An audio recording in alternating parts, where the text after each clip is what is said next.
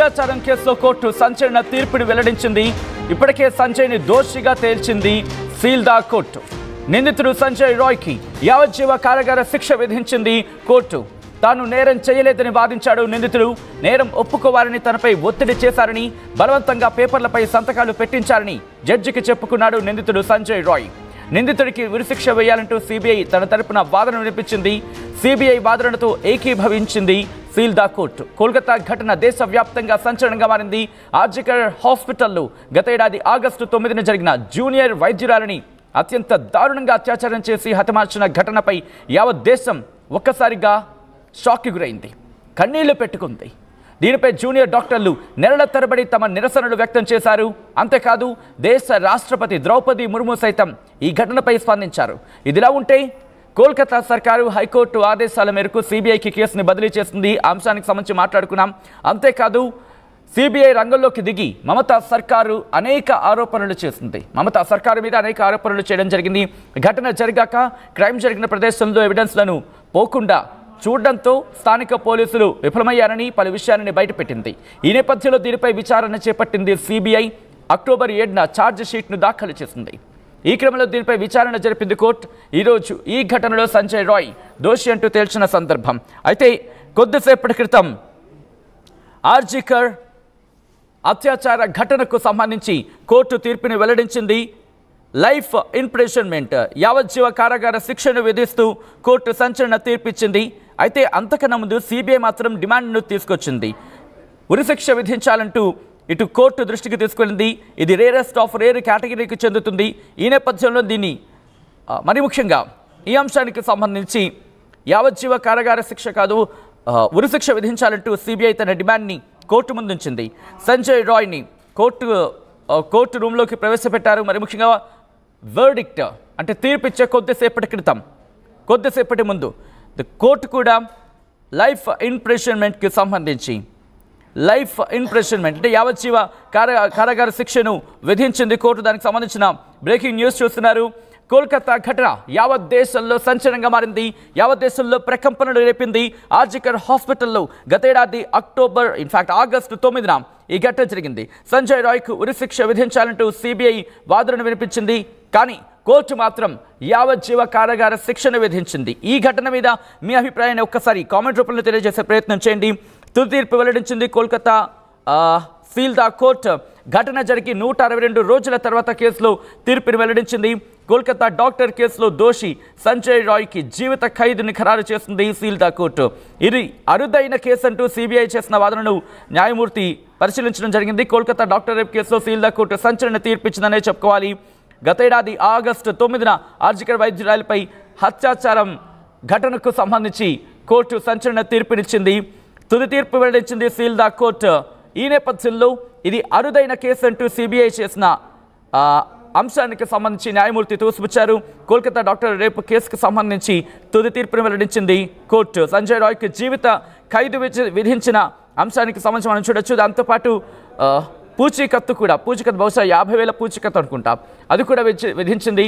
Kolkata doctor అత్యాచారం కేసులో court సంచలన తీర్పిచ్చింది. నిందితుడు సంజయ్ రాయ్కి యావజ్జీవ కారాగార శిక్ష విధించడంతో పాటు 50,000 పూచీకత్తు కూడా చెల్లించాలంటూ చెప్పుకొచ్చింది. సంజయ్ రాయ్కు 50,000 జరిమానా విధించింది కోర్టు. దోషి సంజయ్ రాయ్కి జీవిత ఖైదు విధించింది సీల్దా కోర్టు. ఆగస్టు 9 యావత్ భారతదేశం ఉలిక్కి పడింది. ఆ రోజు రాత్రి జరిగిన ఘటన, సీసీటీవీ ఫుటేజ్ ఇవన్నీ చూసిన తర్వాత అత్యంత దారుణంగా, అత్యంత అమానవీయంగా, అత్యంత పాశవికంగా, అత్యంత దుర్మార్గంగా, అత్యంత హేయంగా, అత్యంత నీచంగా ఇంతటి దుర్మార్గానికి పాల్పడిన వ్యక్తికి ఈ శిక్ష సరైందని మీరు అనుకుంటున్నారా? ఇప్పటికే వైద్యులు దాదాపుగా 100 రోజుల పాటు, correct me if I'm wrong, దాదాపు 100 రోజుల పాటు వాళ్ళు రోడ్డు మీదకి వచ్చి మాకు రక్షణ కావాల్సిందే, ప్రభుత్వాలు తల వంచి మా డిమాండ్లకు పరిష్కారం చూపించాల్సిందంటూ వాళ్ళు రోడ్ల మీదకి వచ్చి గగ్గోలు పెట్టారు. దీంతో యావత్ భారతదేశం కాదు, ప్రపంచం దృష్టిని ఈ కేసు ఆకర్షించింది. ప్రపంచం అంతా ఒక్కసారిగా షాక్కి గురైంది. మరి ముఖ్యంగా మెడికల్ ఫర్టినిటీ మొత్తం అంతా కూడా షాక్కి గురైంది. యావత్ వైద్య ప్రపంచం ఒక్కసారిగా షాక్కి గురైంది. ఒక డాక్టర్కి రక్షణ కల్పించలేకపోతున్నారా అంటూ కూడా ప్రశ్నను సంధించింది. ఆ నిందితుడు సంజయ్ రాయ్కి ఉరిశిక్ష వేయాలంటూ సిబిఐ వాదన వినిపించింది. కానీ సిబిఐ వాదనను న్యాయమూర్తి తోసిపుచ్చారు. యావజ్జీవ కారాగార శిక్షను విధించింది కోర్టు. కోల్కతా కోర్టు సంచలన తీర్పును వెల్లడించింది. ఘటన జరిగిన 162 రోజుల తర్వాత కోర్టు ఈ సంచలనమైన తీర్పును వెల్లడించింది. ఇది రేరెస్ట్ ఆఫ్ రేర్ కేసుగా పరిగణించాలని చెబితే సిబిఐ, కోల్కతా కోర్టు మాత్రం దాన్ని తోసిపుచ్చింది. మరి ముఖ్యంగా యావజ్జీవ కారాగార శిక్ష విధిస్తూ కోర్టు తీర్పుని వెల్లడించింది. దేశ రాష్ట్రపతి ద్రౌపది ముర్ము సైతం ఈ ఘటన మీద రియాక్ట్ అయిన సందర్భాన్ని మనం చూసాం. ఘటన జరిగాక అంటే ఆ క్రైమ్ జరిగిన ప్రదేశంలో ఎవిడెన్స్లు పోకుండా చూడడంతో స్థానిక పోలీసులు ఎఫ్ఐఆర్ పలు విషయాలు కూడా బయటపెట్టిన సందర్భాన్ని మనం ఇక్కడ గమనించవచ్చు. ఆ రోజు ఘటన జరిగిన తర్వాత రాత్రి ఎవరు వెళ్ళారు అంత ఒకసారిగా ఒక మూకదాడికి సంబంధించి ఒక మూకదాడిగా అక్కడికి వచ్చి దాడి చేస్తున్న సందర్భంలో పోలీసులకు ఎందుకు ఇన్ఫర్మేషన్ లేదు, ఏం చేస్తున్నారు, దాంతోపాటు సాక్ష్యాలను మాయం చేసేందుకు ప్రయత్నాలు జరిగాయి. ఇలా అనేక ఆరోపణలు అక్కడ తలెత్తిన పరిస్థితి, అనేక అంశాలు అక్కడ లేవనెత్తిన పరిస్థితి ఆ రోజు ఘటనకు సంబంధించి. ఆర్జికర్ మెడికల్ కాలేజ్ అండ్ హాస్పిటల్కి సంబంధించి నైట్ డ్యూటీ ఉంది. సదరు బాధితురాలు భోజనం చేసిన తర్వాత రెస్ట్ తీసుకుందామంటూ అక్కడ సెమినార్ హాల్కు వెళ్ళింది. ఆ తర్వాత ఏం జరిగిందనేది విచారణలో వెల్లడైంది. ఈ నేపథ్యంలో సంజయ్ రాయ్కి ఉరిశిక్ష పడుతుందంటూ అందరూ భావించిన పరిస్థితి. కానీ కోర్టు ఇక్కడ సంచలనమైన తీర్పిచ్చింది. కోర్టు హాల్లో అభయ తల్లిదండ్రులు ఆందోళన వ్యక్తం చేస్తున్నట్టుగా తెలుస్తోంది. కోర్టు హాల్లో అభయ తల్లిదండ్రులు ఆందోళన వ్యక్తం చేస్తున్నట్టుగా తెలుస్తోంది. ఐ రిక్వెస్ట్ టీమ్ ఒక్కసారి ఢిల్లీ ఢిల్లీ గోపి కూడా కనెక్ట్ అయ్యే ప్రయత్నం చేద్దాం. దీనికి సంబంధించి అక్కడ కోర్టు ప్రాంగణంలో అభయ తల్లిదండ్రులు ఆందోళన వ్యక్తం చేస్తున్నారు. అభయ తల్లిదండ్రులే కాదు, యావత్ భారతదేశం కోర్టు ఇచ్చిన తీర్పుకి సంబంధించి ప్రస్తుతం ఒక ఆశ్చర్యాన్ని గురి చేస్తున్నట్టు అర్థం చేసుకోవచ్చు. మీకేమనిపిస్తున్న కామెంట్ చేసే ప్రయత్నం చేయండి. మా ప్రజలు గోపి అప్డేట్స్ అందించేందుకు సిద్ధంగా ఉన్నారు. గోపి, ఇటు యావత్ దేశం భారతదేశాన్ని ఒక్కసారి ఉలిక్కి పడేలా చేసిన ఆర్జగర్ ఘటనకు సంబంధించి అక్కడ ఏమంటున్నారు, ముఖ్యంగా తల్లిదండ్రులు ఆందోళన వ్యక్తం చేస్తున్నట్టుగా తెలుస్తోంది కోర్టు ప్రాంగణంలో.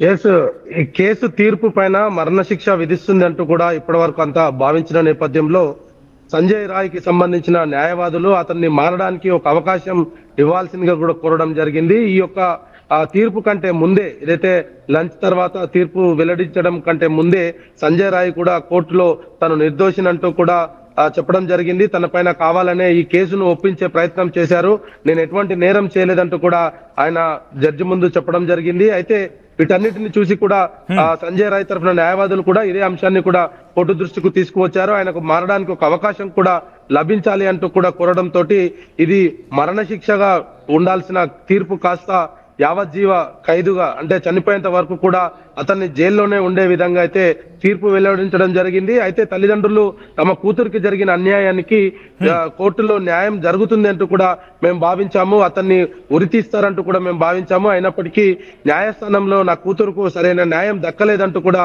తల్లిదండ్రులు చెప్తున్న పరిస్థితి అయితే కనపడుతుంది. మరి సంజయ్ రాయ్ కేసులో ఏదైతే ట్రైనీ డాక్టర్ ఆమె విశ్రాంతి తీసుకుంటున్న సమయంలో ఆమె పైన అఘాయిత్యం చేసి హత్య చేసిన ఘటనకు సంబంధించి కూడా ఇప్పటికే అన్ని ఆధారాలను సిబిఐ కోర్టుకు సమర్పించడం జరిగింది.